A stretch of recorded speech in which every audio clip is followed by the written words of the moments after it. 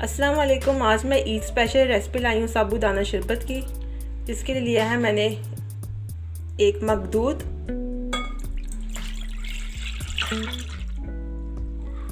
अब डालने के लिए शीरा आधा कप, ये मैंने पहले से बना के रखा हुआ था।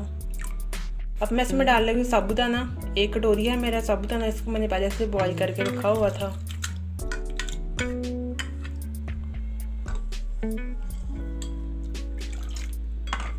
अब लास्ट पे डालेंगे इस पे जैली आप कोई से फ्लेवर के दे सकते हैं। मैंने यहाँ मैंगो फ्लेवर यूज़ किया है।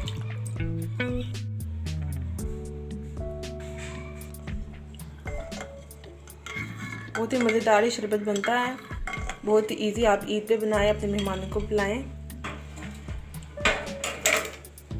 अब लास्ट पे इस पे बर्फ़ डाल देंगे हम। ठंडा ठंडा शरबत एंजॉय करें आप, क्योंकि आगे वैसे भी गर्मी आ रही है, तो आप इसे बनाएं।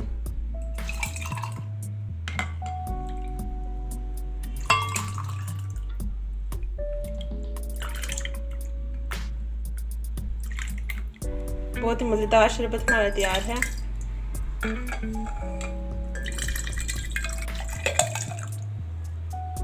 हमारे वीडियो को लाइक करें और चैनल को सब्सक्राइब करें और कमेंट्स में बताएं हमारी शरबत रेसिपी कैसी लगी।